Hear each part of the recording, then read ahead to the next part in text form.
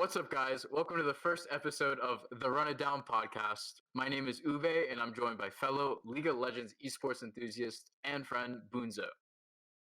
Hey guys, the LCS season officially starts on January 15th with the new lock-in tournament. So we thought we'd run it down with our review of all the team changes and possible rankings coming into the new 2021 spring split. For me personally, big Cloud9 fan, I think that they will be very, very strong this season with the additions of Fudge and Perks and new head coach Rainover replacing Reaper.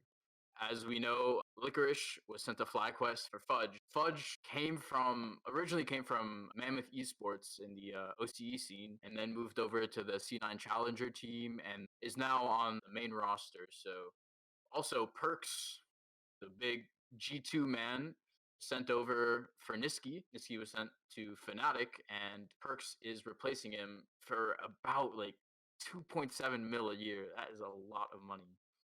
In terms of Fudge, Fudge was playing for Mammoth when he was last in the OPL.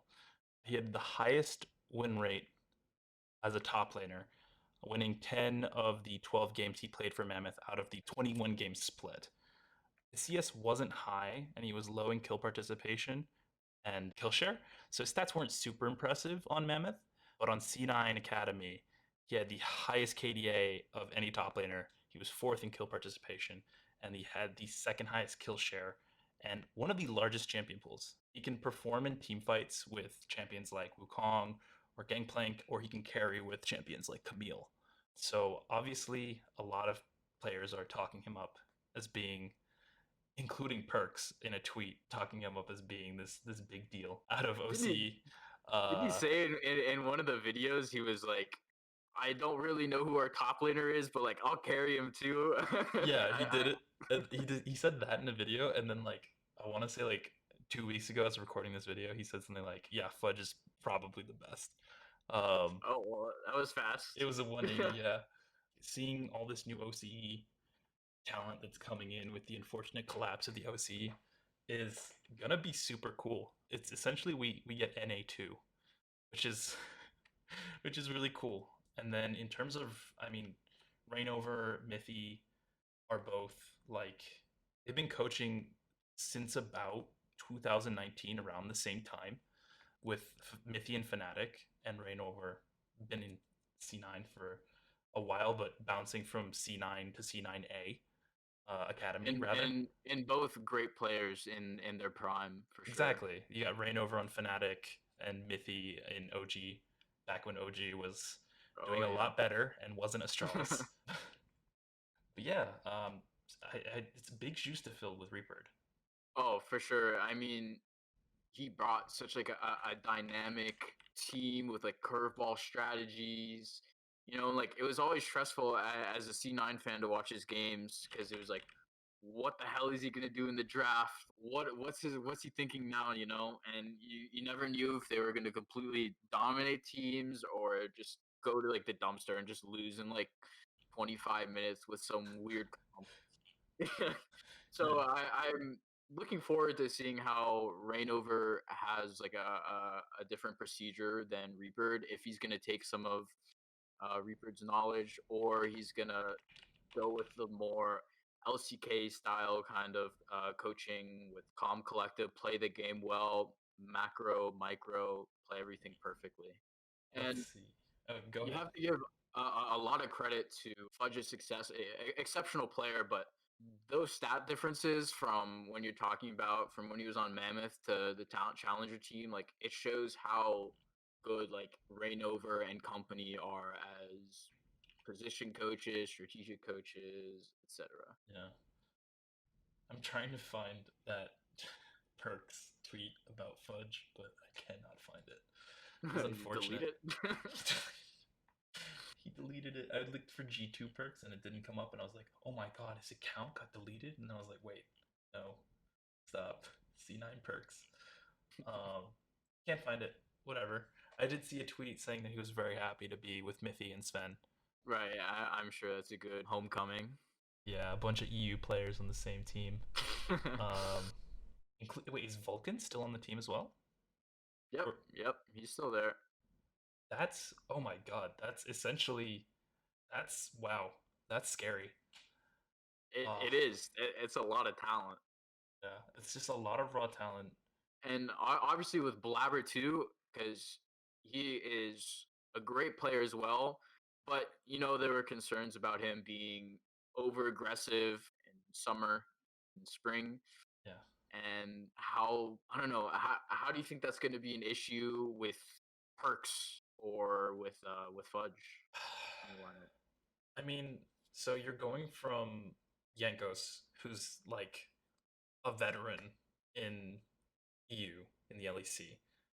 At the same time, G2's whole character trait was just not giving a shit. Shoot. And Blabber's playstyle kind of just accentuates that. So, if anything, I don't think, as long as Blabber doesn't just straight up run it down, I think Perks has a lot of adaptability, literally, like Hmm. one of the few pros to roll swap successfully at a high level. I think that if anyone can keep up with Blabber, it can be Perks, just based on the personalities and based on the histories. I don't see a problem there. Actually, it's really hard to see a problem anywhere. I'm not entirely sure how Sven performed. Let me see. So I only really know Sven from TSM, and that's not a good example of Sven's like highest possible performance. But in the summer, he had the second highest KDA for an ADC. He had like middling kill share, and he was actually bottom of the chart for CS.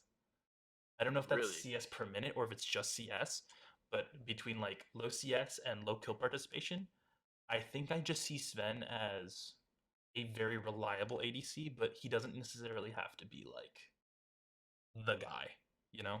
I agree. Especially with perks. I was actually looking forward to talking about Team Liquid as well because Alfari comes in from Origin. Well, I mean, I Astralis now, Yeah, but that's big. There's another LEC player coming to LCS from the region that can't win anything. yeah, But it's exciting. If you guys don't know, new roster for Team Liquid is Alfari in the top lane, Santorin jungle, mid lane, and bot lane with Jensen, Tactical, and Core JJ are all still there. So Impact's gone. Impact went to Evil Geniuses, and Alfari comes in from Origin at the time. Went 6-12 in summer. That was last place, which is not not good. Why and how did Team Liquid pick him up? because he was top of the charts in CS per minute, kill participation, and kill share on his team, meaning that he could hold his own weight. The problem wasn't necessarily his lack of performance or his lack of reliability.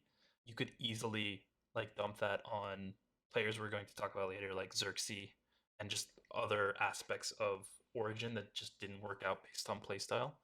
But Alfari as a top laner has always kind of been like an old reliable in terms of just you know what you're going to get from Alfari. He's going to be like the rock of the team. And I think that on a team like Team Liquid, where you have your up and coming tactical and your Jensen, you don't need necessarily carry potential. You need someone who is reliable. Not saying Impact wasn't reliable. I'm just saying that because they lost Impact, having Alfari as sort of a replacement isn't the worst thing on the planet. If anything, it's probably a pretty decent catch from a team that essentially collapsed in EU and straight up rebranded. So catching the fallout of that and nabbing a pretty solid top laner is probably it's probably the most worrisome thing about this Team Liquid lineup, which isn't saying a whole lot. Right, and what you're saying earlier about old and reliable, how about Santorin comes in Yeah, replacing Broxa, who went to CLG? yeah. I mean, it's weird just because Santorin and Broxa were pretty, pretty solid stat line, like both of them. To the point where it was kind of indiscernible in some aspects, where like the only difference was really win rate. Like Team Liquid ended in first and FlyQuest ended in third. But in terms of performance, in terms of reliability, I mean, Santorin has never been a bad jungler. He's Right. always just kind of been passed around.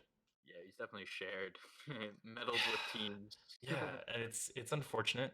Obviously, TSM is the team known for just passing up junglers on like a moment's notice.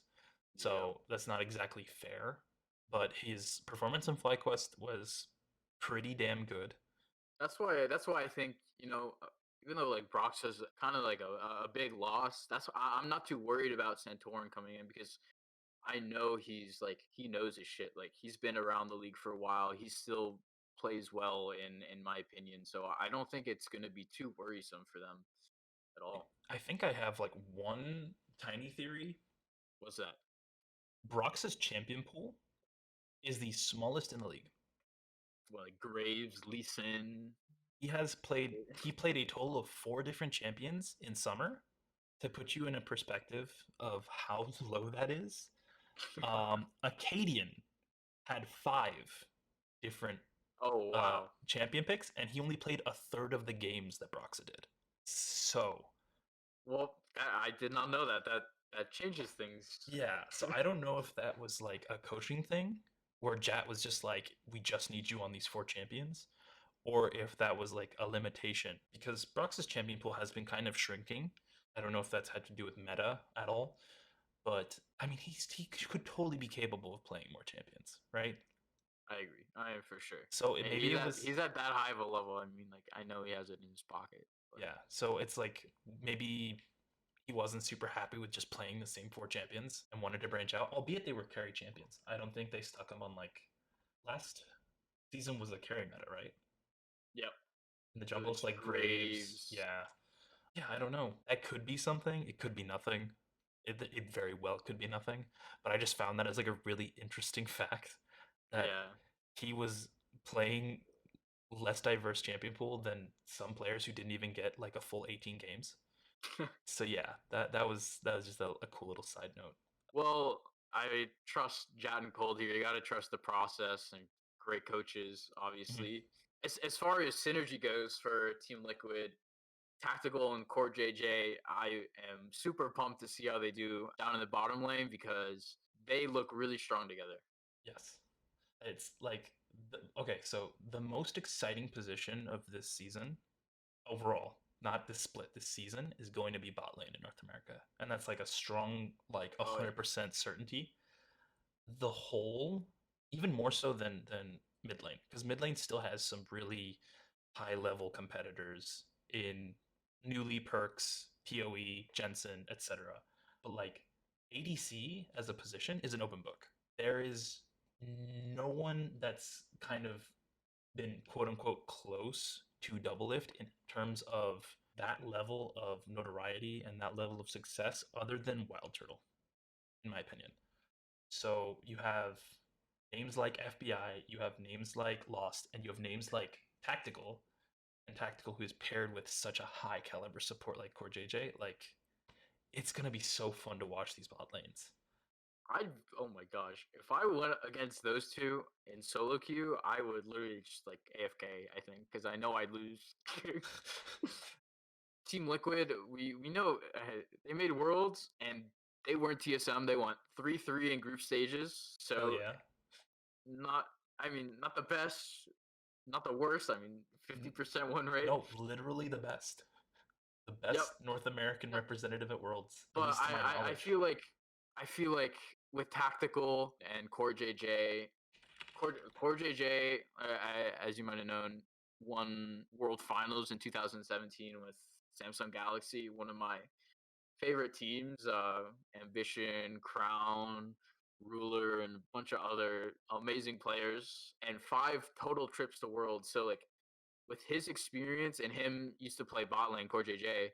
With him and like his experience and like how well he does, Team Liquid is going to be scary for Yeah, sure. that's a proactive support, like a very mechanically gifted proactive support. One of Well, the I don't know. Have you watched any of the in houses? I haven't. Oh my! Pull up the VODs and like Core JJ's VODs.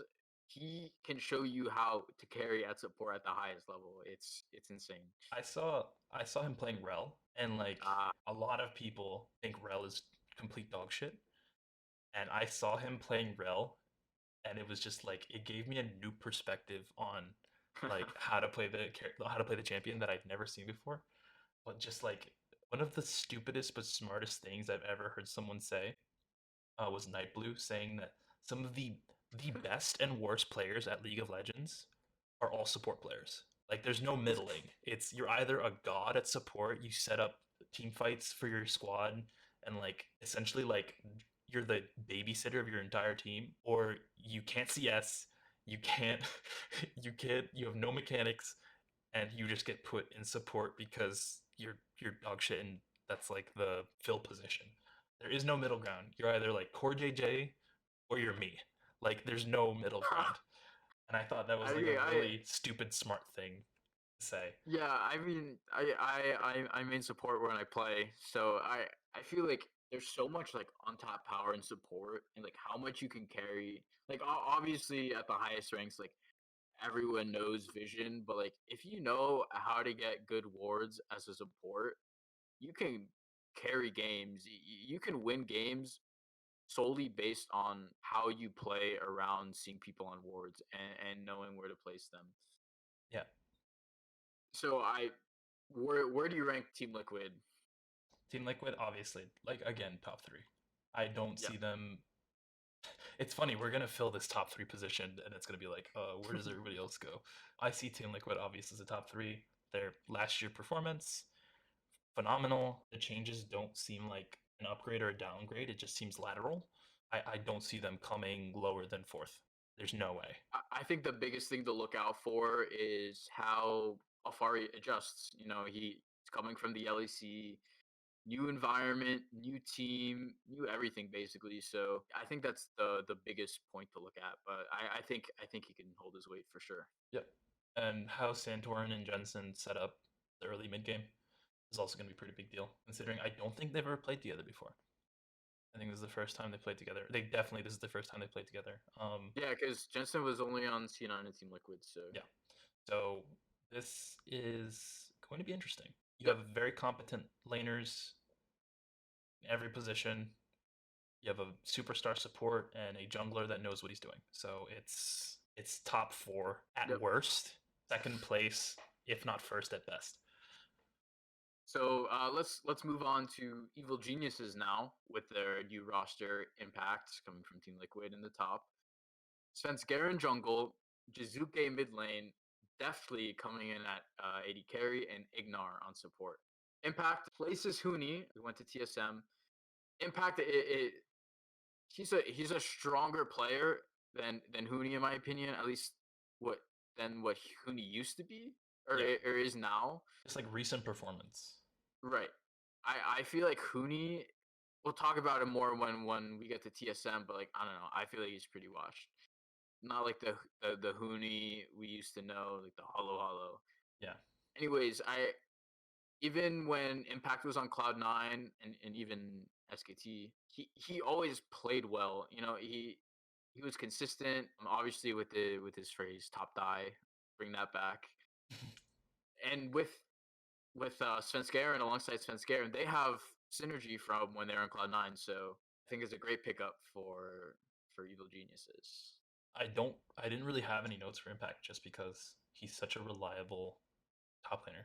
You don't win four splits back to back without being a solid top laner. And Impact was super instrumental in, that double lift run at Team Liquid.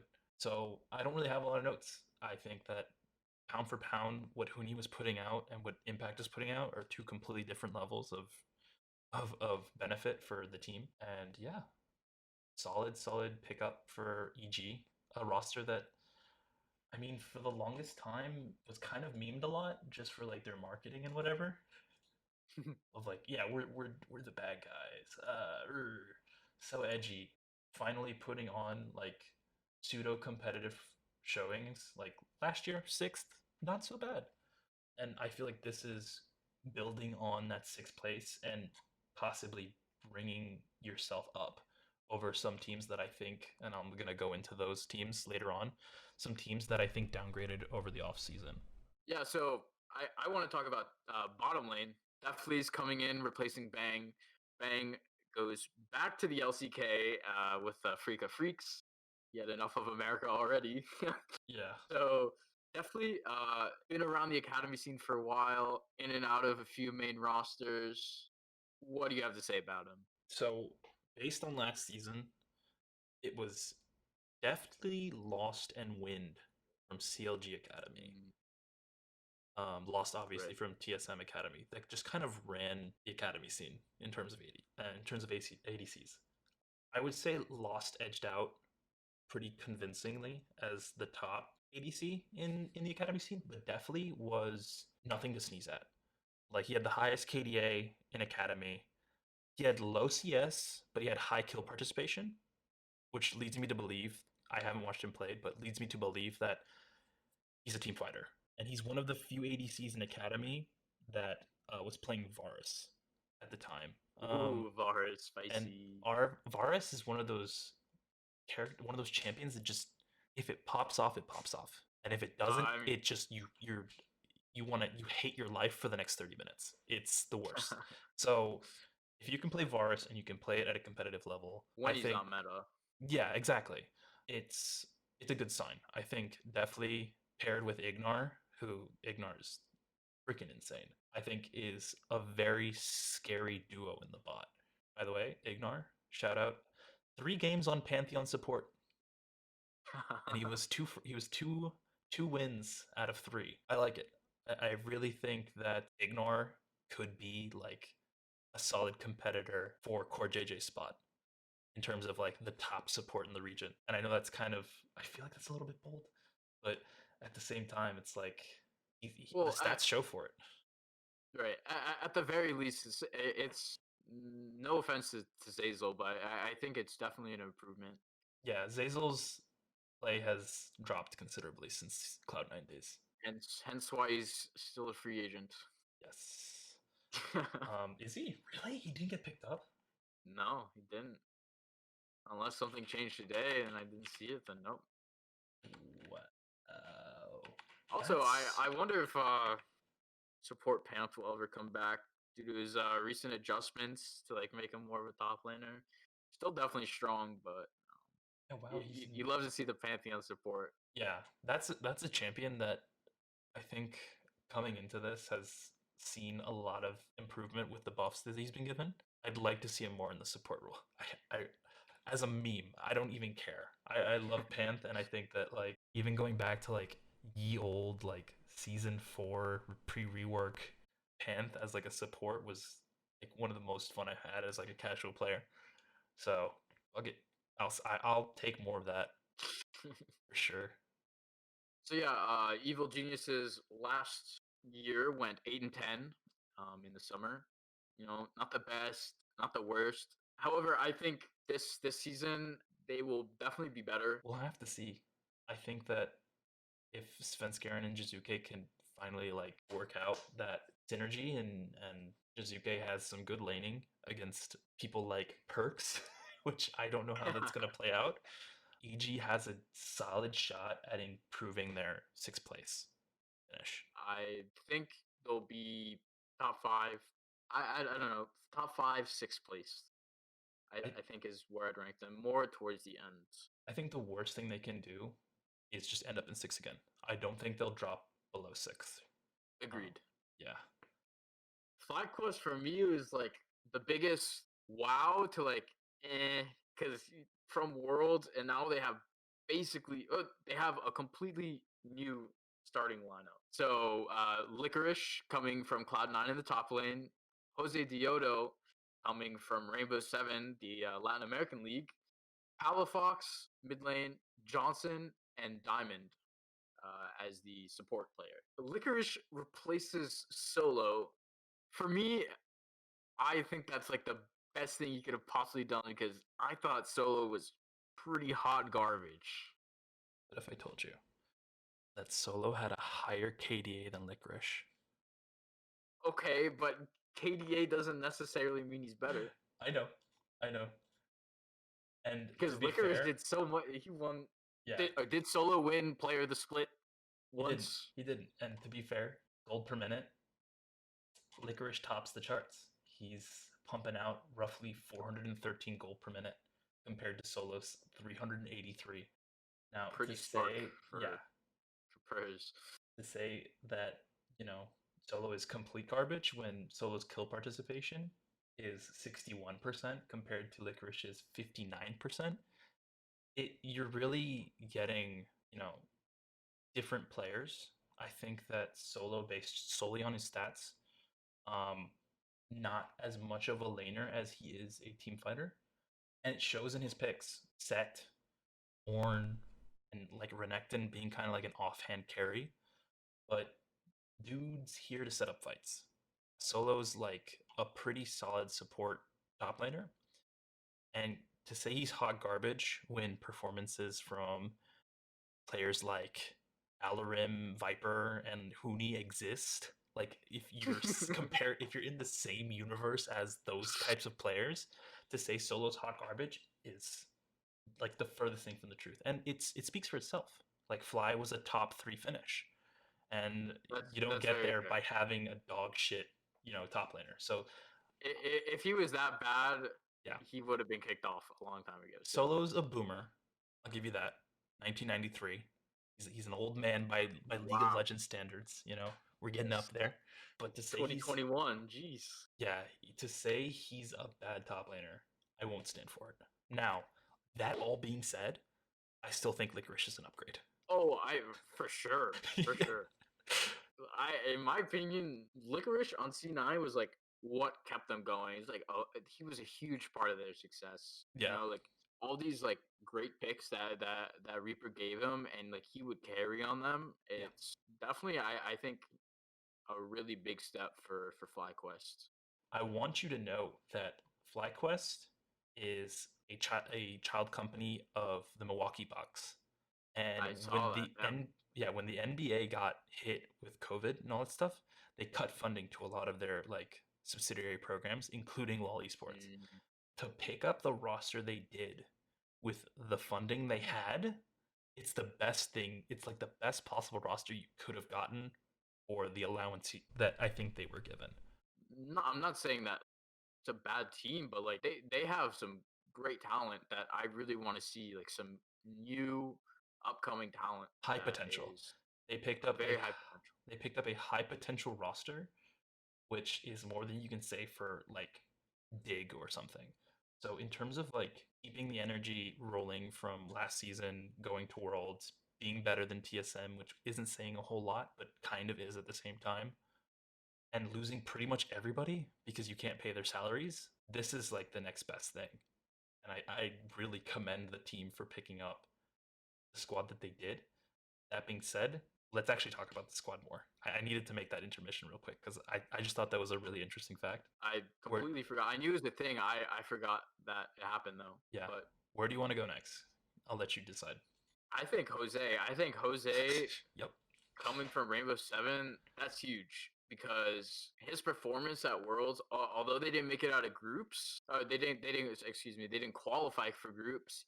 Mhm. He played exceptionally well, Yep. and replacing Santorin, who's a great player, but having Jose come over from Latin America, I think is a big deal because one, it's good for the league to get more international talent, especially from Latin America, because there's some very underappreciated players in that league. Mhm. But also for the team, like that is a great pickup. Yep. C9 Porty would make that exact argument. There's a lot of great talent in South America that nobody's fucking looking at. And Jose's definitely one of them. He had the lowest deaths in LLA Summer Split, the second highest KDA. So he's like a safe bet out the gate. He's not stupid. He won't throw himself to the wolves like for no freaking reason. And he has high kill participation. So he's capable. He'll move around the map. He'll path super smart, and he'll set up those kills. And he'll be there for every single one. It'll either be an Well, assist or a kill for him. that's what you want to hear. Exactly. And I know that Santorin is boomer, but like you don't win a title with TSM by being a boomer. I think that he's still super, super strong, and those are shoes to fill. And Jose Dioto has to fill those shoes, and that's going to be the make or break for this team remaining as consistent as they have. If Jose Dioto is not that shoe filler for Santorin, they're going to lose their top three finish. Because I feel like third is very much up for grabs. Yeah. Contested between, TSM, Fly, Golden Guardians, Evil Geniuses. So it's going to be a really competitive middle pack, and you're going to want to have a jungler that can keep up. I also wanted to talk about the new support and mid laner for this squad with Palafox and Diamond. They were on Cloud9 Academy team together. Maybe we'll start with Palafox. He is taking the place of Power of Evil, who went to TSM. Palafox is a player I'm looking forward to because coming from Cloud9 Academy with Rainover and the rest of the coaching squad, like we talked about earlier, of how much Fudge has improved between Palafox and Diamond. I'm excited and intrigued to see how he'll do on this roster, especially with his synergy with Diamond. Palafox was actually, it wasn't just Palafox and Diamond. I didn't know this. It totally makes sense just based on the fact that they're coming from the same org. But they actually bought Palafox, Diamond, and Licorice in the same package. Oh wow! FlyQuest. So that's why I'm like, dude, not only did Jack like hook you guys up, but you took it. Like you took that risk. You took the solid veteran and the two arguably top tier mid laner and support from the academy team. I don't know who's smarter, like FlyQuest or Jack, but it's it's a no-brainer. They needed to free up some capital for perks, and they did it by selling those three to Fly for a pretty penny. Palafox, super solid mid. His stats show it, and Diamond has been around for a while, all the way back to TSM Darkness days, which was back when like Ooh, was Loco Doco. Loco was head coach. So it's been a freaking minute. Like finally he's getting his comeuppance. Also, I just want to say, shout out Jack. I love you. I just had to say it. Oh, you You brought it simp. up. I had to say it. You fucking Jack simp. Oh my god. We all simp for Jack. Jack's the best. But yeah, it's such a solid pickup. I wouldn't say Diamond is an upgrade from Vulcan, and I wouldn't say Palafox is an upgrade from PoE, not even in the Ignore, slightest. Um, ignore, not oh Vulcan. God, why did I think it was Vulcan? Vulcan Okay. was not. Oh my god. Okay. Well, even then, I don't think he's an upgrade from Ignar. Like Ignar is a super solid support, so I don't think they're upgrades, but they have the potential to be, and I think Right. that's the most important part. Buying into this potential. And there's Johnson. Yep. Do you know about Johnson? I know he played well with Aframu last year, and they are split up. They are heartbroken, Yep. but he's still very new and showed a lot of potential. I feel like he's going to do very well with Diamond. Johnson carried Dig, like I flat agree. out. He was pulling That bot stat. lane was all their success. Yep. He was pulling stat lines comparable to Double Lift on a team that had like a 33% win rate. When you're doing that well as an ADC on a team that is arguably in like disarray completely, top four CS per minute, his kill participation and kill sharing were top three in the league. How do you not pick up this guy and go, this is a possible franchise player? Again, I'm going to say this for like the eighth time. Incredible, incredible offseason. This is a squad that if they can click, you could have a potential top three roster for the next couple years. I completely agree. I think the biggest thing I love about the FlyQuest organization is that they're willing to pick up new players rather than getting veterans. I think that's super important. I know like some other teams have brought in some like pretty old players, still good, but I love seeing the new talent come in. Like they're sacrificing a split, maybe not FlyQuest. FlyQuest looks to be on a good track, but some other teams like picking up completely new players like it's a risk, you Hmm. know, and I love to see that. I think that's really important for the longevity of the scene. there was a member of I think it's Hunter Lay. Hunter. Yeah, who said that like a lot of fans are like, "Oh, invest in new talent," and then like get pissed when the teams that invest in new talent. I think I think Nate Shot also said this, but to in a different way. I could be wrong, but fans get mad when orgs invest in new talent and then they don't place like top four. This is one of those situations where they invested in a lot of new talent, and top four is a very realistic place to be for this FlyQuest squad. So this is like the best of both worlds. I would rank them a bit lower than that, just because I think it'll take a little bit of time Yeah, for them to get rolling. I see them as a volatile squad, so they could like place top four, or they could also place like sixth. I don't see them dipping below six, maybe even fifth, but I definitely see them like in the top six at worst and in the top four at best. Maybe they sneak up on like a TSM or even like an EG and just Yeah. like, sorry, that's mine. Let's actually talk about TSM now because they got some outstanding picks in the offseason. New roster for TSM, Huni in the top lane, Mhm, replacing Broken Blade, who went to Schalke, mhm. EU. Spica, their powerhouse jungler, new and upcoming talent staying. Power of Evil from FlyQuest, replacing Bjergsen, rest in peace. Lost, another great AD carry player, placing Double Lift, rest in peace. And the magnificent Sword Art, all the way from Suning Gaming in the LPL. That is a big name Yeah, and big money. the most expensive contract in esports. What was it, like 6 million or something? More than in typical TSM fashion, having to flex on C9, it was more expensive than perks. TSM always has to get the last laugh. And for support, that's not necessarily a position that you would see people paying the big bucks for, but Sword Art is definitely worth it. Sword Art could definitely be one of those best players in the world in terms of game knowledge, setting up ganks and team fights, and just being an all around badass. A problem that a lot of people have that they shouldn't worry about is language barrier because Sword Art actually speaks pretty good English.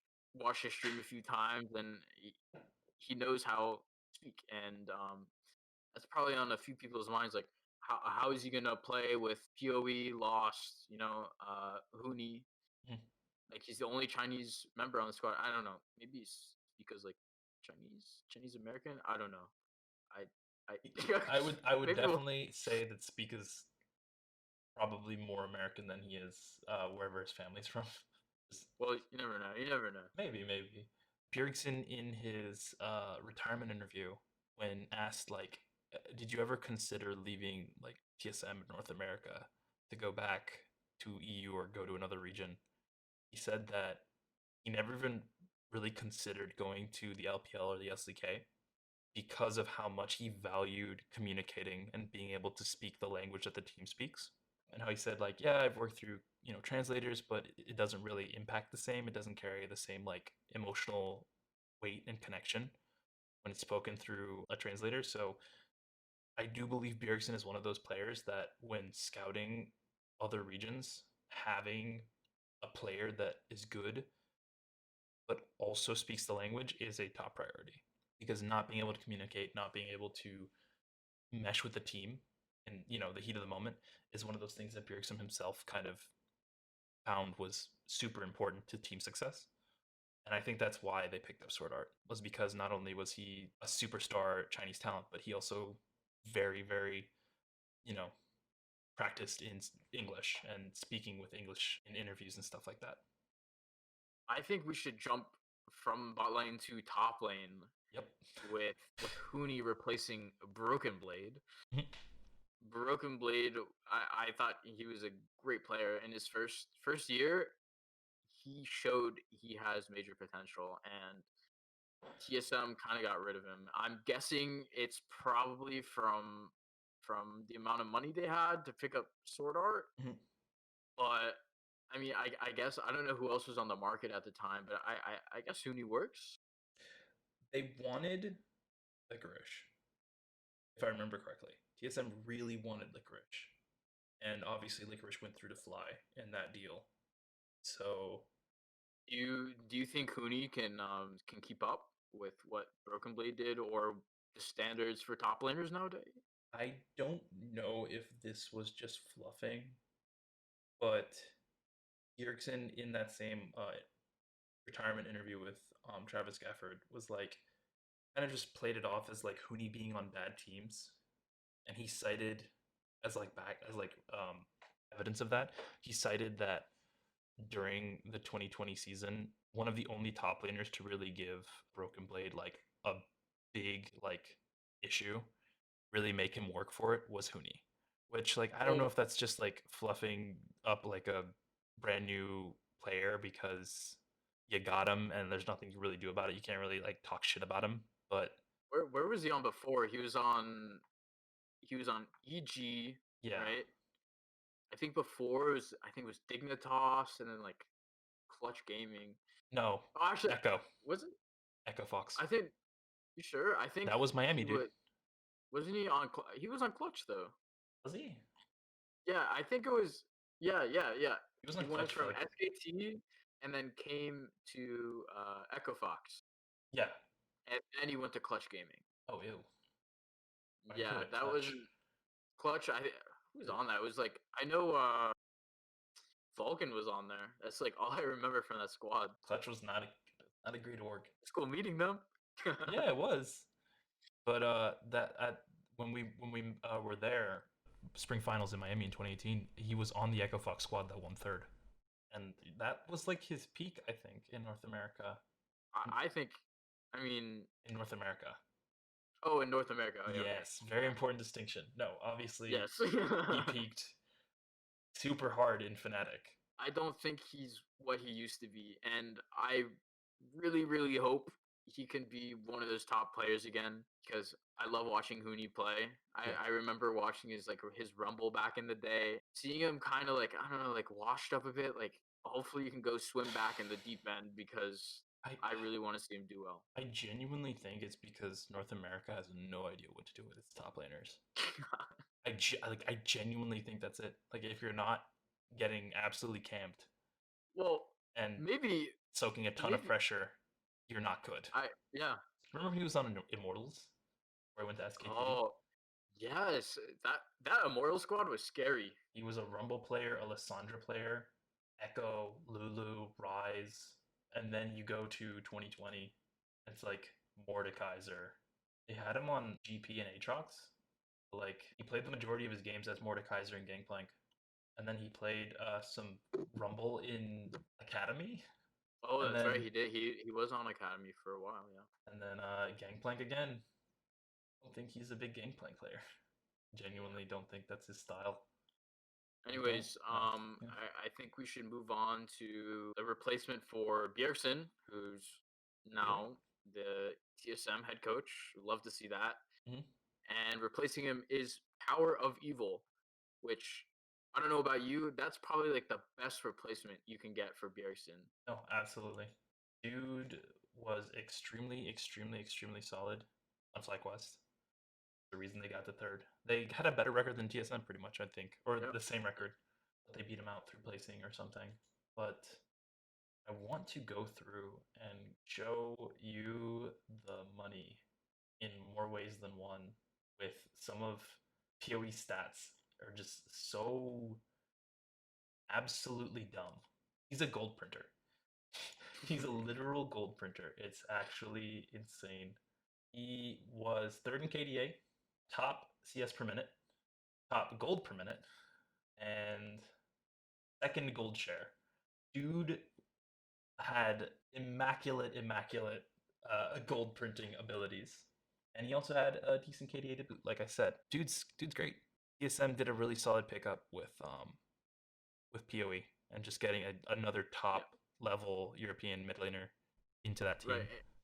And besides just gold wise, I've always considered him a very consistent and reliable player. And Yep, if he needs to put on the carry shoes, he can definitely put them on. exactly. And then there's the other replacement. Yeah, for Mr. Double Lift Twos. rolling his wheelchair into the retirement home. Yup. We have Lost. Lost was recently on TSM Academy. Just came up. He spent time on Echo Fox back when Echo Fox was a thing, and he has a lot of potential, especially with TSM coaching staff, and he's probably getting some help from Double Lift himself. But do you think he can fill Double Lift shoes immediately, or will it take some time? I think that he is in the best position to do so. And what I mean by that is, like, in Academy, he ran it. Ran it with Deathly and Wind, and he arguably ran it the best. Like, he was top in a lot of stat lines, and in a team that, performed very well in that season, or in that split of Academy. He's also one of those Oceania bot lanes, like FPI.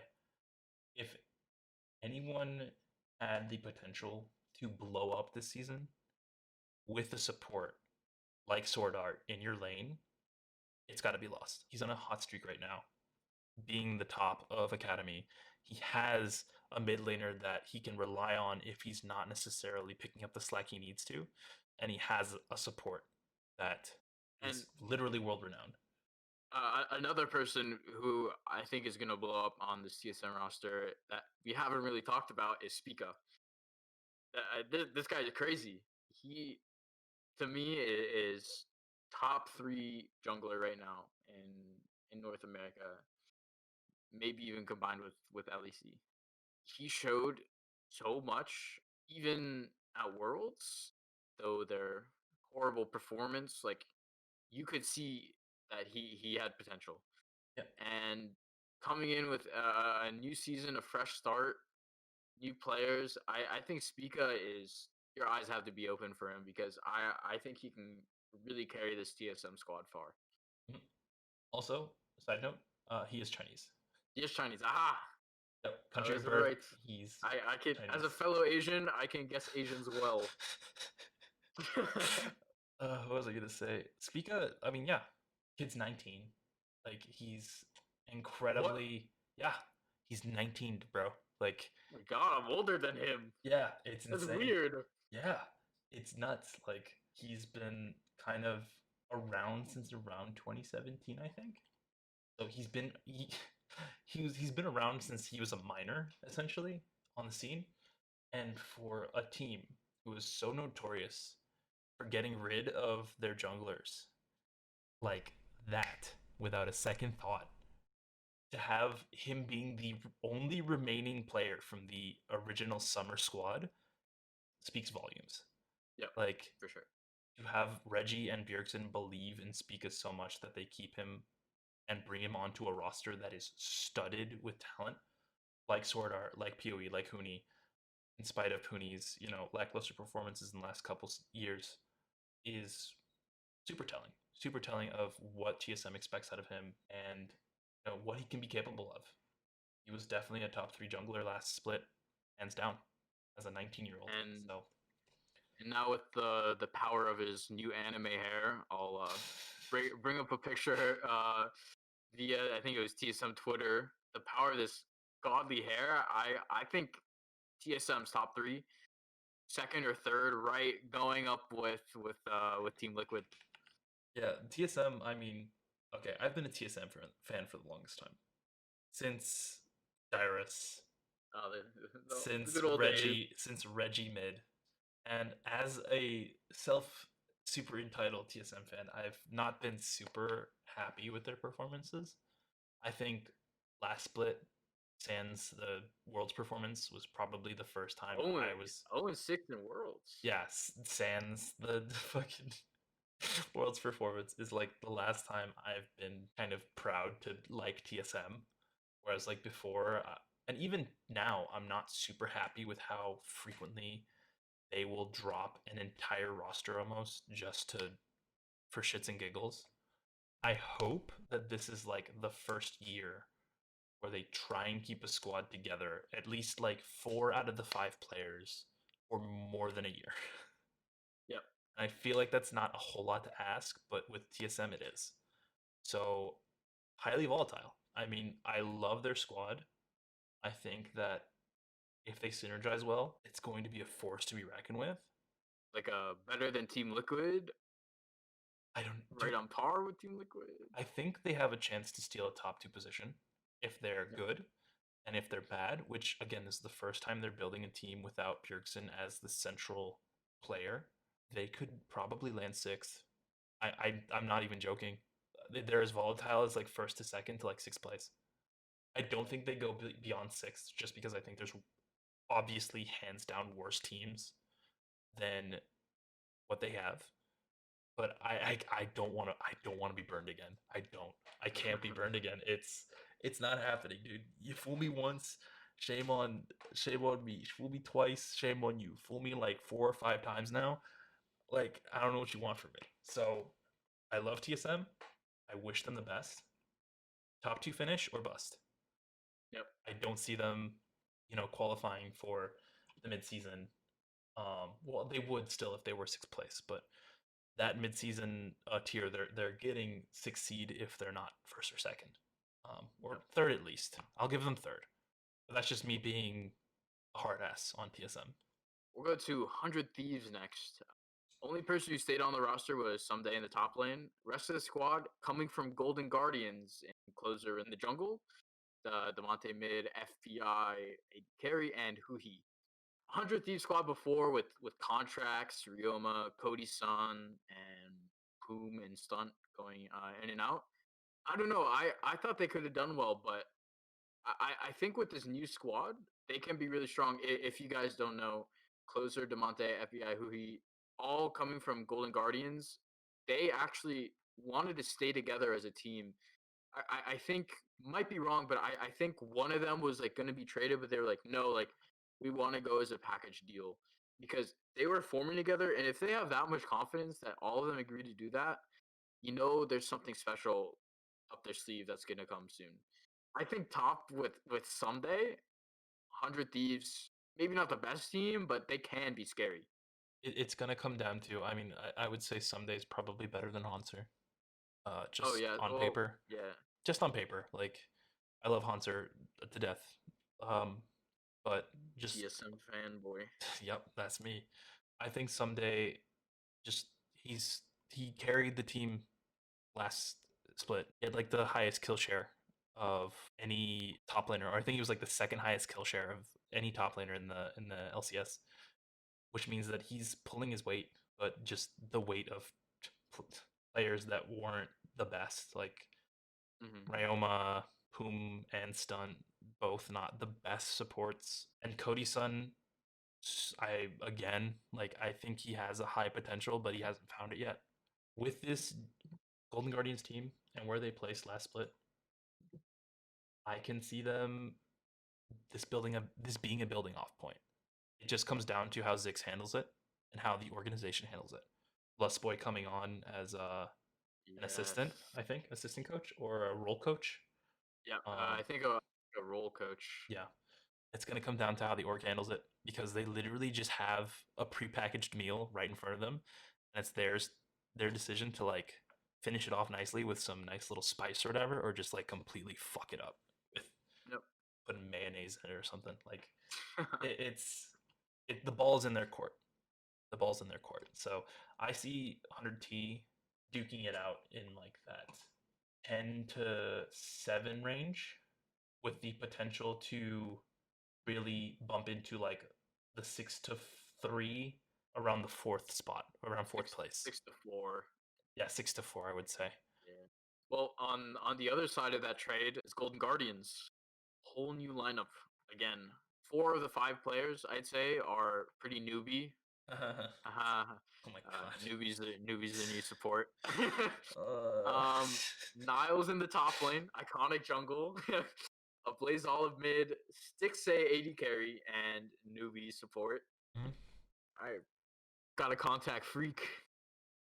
Um, okay, so obviously most of you are familiar with Stixay, the longtime CLG player. He's replacing FBI. I think we can start here because Stixay, He's an older player, but I still think he's good for what Golden Guardians had to deal with and how much they could afford. I think it's a solid pickup for them. Oh, Sticks is 23 actually. He's not terribly old. He's like in the middle When right did he now. start playing? Like Started playing. 2016? He was No, in denial in 2014. 2014. Wow. 2014, yeah. That's a minute. That's a minute and a half. Definitely like a reliable pick.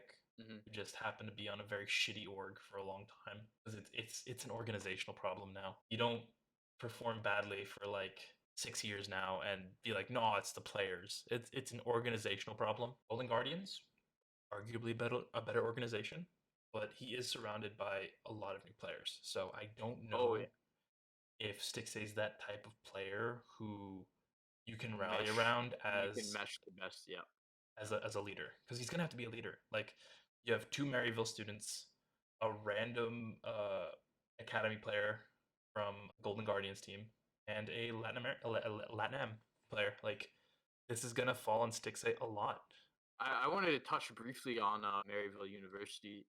For those who don't know, Maryville is one of the biggest college esports teams for recruiting new players for games. I know personally for my Overwatch college team, they always shit on us. Maryville has great players. They're very professional, and that's why like I'm not scared for the team. I'm nervous for them, but I know that Niles and Iconic were both on Maryville. I know they won't be bad. Yeah, I know that much. And with a Blaze Olive too, he's been around for a little bit. He's gone to a few academy teams and he's played well. I think the biggest thing is newbie because I never really knew about him.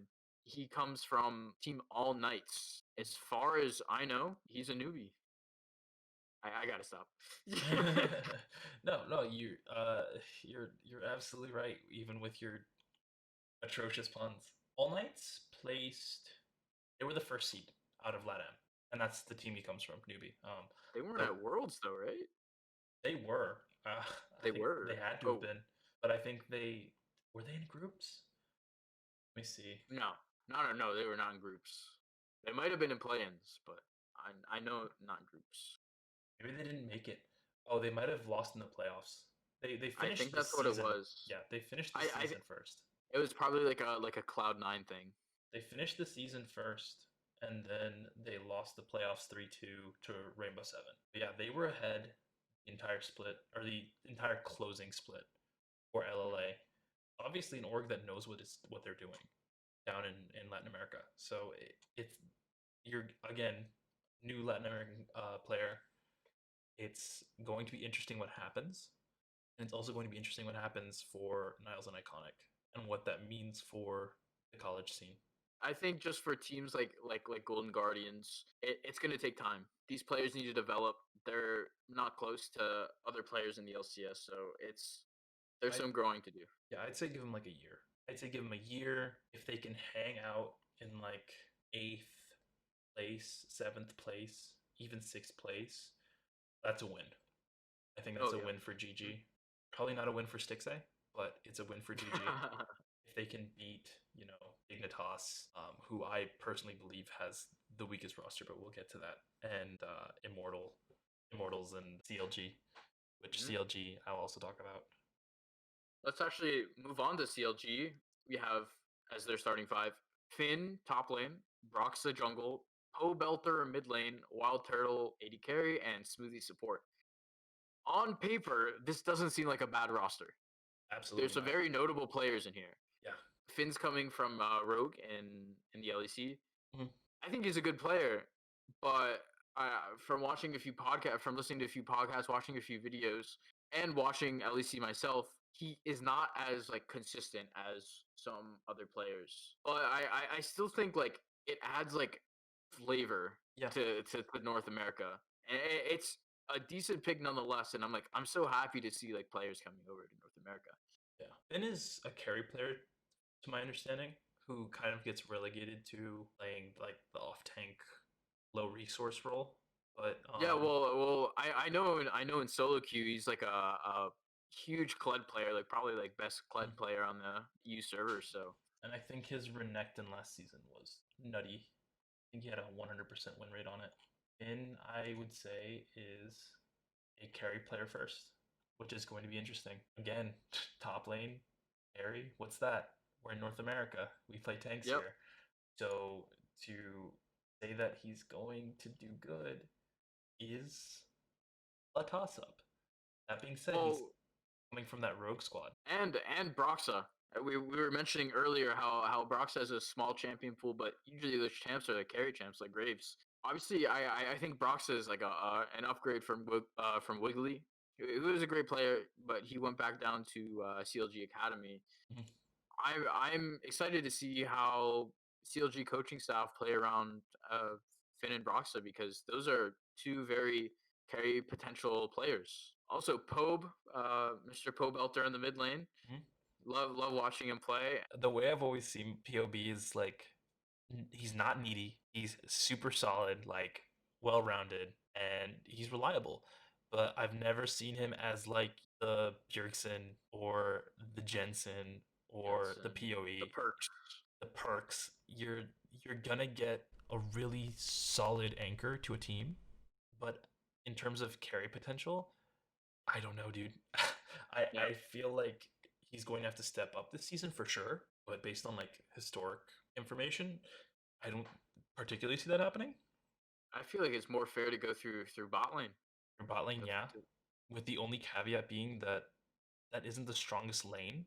They're more like team fight oriented. That's a team fight bot lane. So if they get rolled in the early game, there's no recovery for CLG. I think, and this is bold. I know we don't do this in North America. I know this is kind of weird. This is kind of weird, champ. What if we played through top lane? I'm just saying. I'm just saying, like maybe. I think it can work because Wild Turtle. I feel like he's also like willing to sacrifice carrying. If you put Smoothie on a support that can help the carries in the top lane, and Wild Turtle just goes to something like a Senna or like Ash just to like a support, and you get top lane on like a very like heavy carry, then it can definitely work. I think that that bot lane's gonna have to play mage supports Yep. or Senna's or something. I don't think, even though it's a tank meta right now, I think in the bot lane, I don't think they'll be able to go toe to toe. I agree. Just because Smoothie doesn't set up a lot. Smoothie isn't like a proactive. He's not like a core. He's very much like a passive player around the rift. And Wild Turtle's a heavy team fighter. I think that it's gonna come down to where Broxa lands Yep. on the squad. Again, it comes down to the jungler. It has to be the jungler. If we don't win, flame the jungler. But if they can pull out a fast one and just be like, hey, we're CLG, we suck ass all the time. Let's just Hail Mary this and try something completely new, completely left field. Try to play through top. Make sure we don't throw early and just try to stop the other team from snowballing. You might have a good squad there because there are a lot of players because they're veterans that know what they're doing. Yep. And have not, won't shy away from performing. It just depends on whether or not they find that click, that like thing that makes them work. If they don't find that thing that makes them work, I think you're going to see a lot of these good players just have a really bad split, a really bad textbook CLG split. That being said, still a better roster than last split. On paper, 100% an upgrade. This is a glow up by CLG standards, which isn't saying a lot, but this I is think an improvement. I think everyone on this squad has been to Worlds. Has Pope gone to Worlds? Let me check. Yes, Maybe. yeah. Pope was in Worlds in 2018. Yep. They definitely have the experience. That's for sure. Yeah. So you're gonna have to rely on that experience a lot because if you don't have a playstyle set, it's not gonna. Yep. Let's go to our second to last team that we're going to talk about here, which is good old Dignitas with their new roster: Fake God top, Dardoch jungle, Saligo mid, Neo, AD carry, and Mr. Afro on supports. We have Neo, who was Asta last split, and Saligo, who are like my two. I'm gonna shit on Dig. I, Saligo I and Neo are not very good. They're primarily academy players and like middling academy players at best. Fake God and Dardoch have high potential, and I this is my genuine belief that Aframu is only good if he has a good ADC. I I don't don't think that will happen. I don't think so either. Fake God, Dardoch I think yeah, are probably yeah. where you're going to pray another topside team where it's like you better pray you can play topside or else you're gonna I die. yeah, I think Fake God's their win con for sure. Yeah, Because he was top prospect from Scouting Grounds in 2018. So him and Dardoch, although he's been tossed around the league like a little freaking teddy bear, yeah, he's still good. He's decent, but I don't know. Based on Diggs' performance in summer, I think they were 5-13. hmm That's not too good. And the fact that Afros with a completely new AD carry when at the end of that split, Johnson and Afromu were showing that they could carry. They're gone now. yeah. So we'll have I to see what happens. I think losing Johnson is probably the worst thing that could happen to Dignitas. If Johnson was still on the squad, I'd rate them way higher. Bro, I think this team right now is like second to last place. if Soligo doesn't throw and they still have Johnson, I think they are in the same position as, like, say, I don't know, like, Golden Guardians? yeah, like Golden Guardians or 100T. Yeah, With this setup, I see Dig in the bottom three. I can agree with that. Even with Fake God kind of being top four, top three, top laner in Academy, you're not going to survive, bro. Mhm. Even Alfari, not to mention Alfari someday, Impact, like it's not going to go well for you, bro. Our last squad is Immortals. They have Revenge top, Mhm. Xerxes jungle, Insanity mid, Reyes AD carry, and Destiny. You might have heard Xerxes and Destiny from OG The worst in team in LEC. EU Yep. is the roof. But I think Destiny. Well, okay. Respectively, the people who they're replacing, I think it's an upgrade. Xerxes replacing Xmithy. Xmithy is a great player. He is getting kind of old, so I think picking up someone like Xerxes is good. And Destiny, who replaces Hakuo, I think that's a big upgrade for them. So Xerxes and Destiny came in a package. Yep. I think if they could have kept Xmithy and brought Destiny over with Raze, that would be a pretty solid setup. That being said, Xerxes wasn't a highly rated jungler in LEC last split. Revenge was probably one of the worst top laners in Academy, which is like bottom of the barrel. Like that's not good. Revenge was a solo Q star that kind of Right. got picked up by an org, and he hasn't been performing to the top of his possible skill ceiling. So you, Better than Alorum. I don't know. I actually don't know. I would say that their light in the tunnel right now is Raze, and the fact that Raze and Destiny are both OCE players. Yeah, I think it comes down to their bot lane. And I really, it's gonna be Insanity, Raze, and Destiny. If Raze and Destiny step up, maybe Insanity, who was probably the best part of Immortals last year, picks it up. Maybe. But again, You I have think this is another top bottom three. Yeah, well, yeah, I think so too. But you have to give the Xerxes Destiny synergy some praise here because they played an OG for a little bit together, and if Xerxes in the jungle can play around Destiny and Raze in the bot lane, again, as you were saying, especially with Insanity too, like there is light at the end of the tunnel for this team, but There is. definitely not strong right Their now. ceiling is still lower, I would say, than some other teams' floors, and that's not a good position you want to be in a squad in a league that only has like what 10 teams. 10 teams. It's not a good place to. I'm still giving Immortal if they manage to pick it up, still probably like bottom three, just because there's so many other teams I believe that can be middle of the pack teams, like solid middle of the pack teams, if not contesting for that middle of the pack is going to be super competitive. And if you're not bringing like good heat, you're just going to get snapped, You're done. Yep. absolutely snapped. Well, I think that'll do it from us. Yeah. Had a very thorough rundown of all the teams. Super excited for this upcoming split and the new format and everything alongside. Can I say one last thing? Yes. What is the thing you are most excited about? The one thing, if you can narrow it down to one thing, what is the one thing you are most excited about? It can be anything. It can be a team, a player, an organization member. Hmm. I would say it's a very, very close tie between adding perks in C9 and adding Sword Art in TSM because those were two like big like when I saw those announcements, I was like, "Whoa, Mm, that's a curveball." yeah, And those are just such highly regarded players that I'm jumping in my seat ready to watch it. those are pickups that like aren't because when you import to LCS, they're retiring, right? Like they're kind of chilling out in their respective regions. They're not on the same hot streak they were. They're coming over just to bring a fancy brand name and then they retire. But Perks is arguably still in the middle of just wrecking shit, and Sword Art is literally hot off of a second place finish at Worlds. I Like, think Perks is at his LeBron James 2012, 2013 Miami Heat days right now. So yeah, I think that's big for Cloud9. absolutely. How about you? Yeah. Yeah, again, ADCs. I want to see bot lane be a bloodbath. I want to see like super hyper competitive stat lines from all of these people, the point where it's hard to really give a good judgment of who's on top. Because this is the first time that like ADC talent in NA is at a super super competitive level, and it's not just double lift, dot dot dot everyone else. At least it hasn't been that way since I would say Sneaky was in his prime.